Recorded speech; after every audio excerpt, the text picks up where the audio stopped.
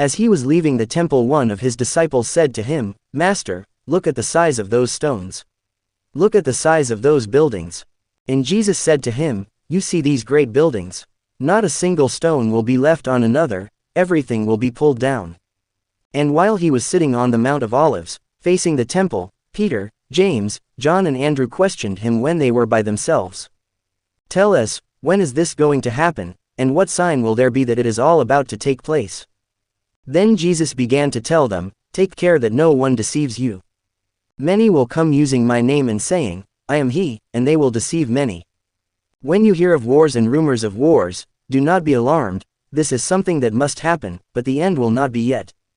For nation will fight against nation, and kingdom against kingdom.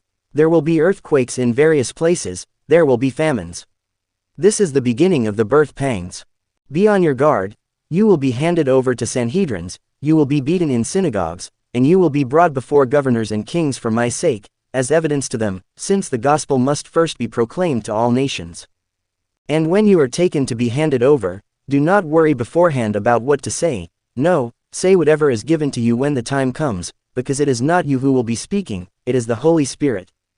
Brother will betray brother to death, and a father his child. Children will come forward against their parents and have them put to death. You will be universally hated on account of my name, but anyone who stands firm to the end will be saved. When you see the appalling abomination set up where it ought not to be, let the reader understand. Then those in Judea must escape to the mountains. If a man is on the housetop, he must not come down or go inside to collect anything from his house. If a man is in the fields, he must not turn back to fetch his cloak. Alas for those with child, or with babies at the breast, when those days come. Pray that this may not be in winter. For in those days there will be great distress, unparalleled since God created the world, and such as will never be again. And if the Lord had not shortened that time, no human being would have survived, but he did shorten the time, for the sake of the elect whom he chose. And if anyone says to you then, 'Look, here is the Christ,' or, 'Look, he is there,' do not believe it, for false Christs and false prophets will arise and produce signs and portents to deceive the elect, if that were possible.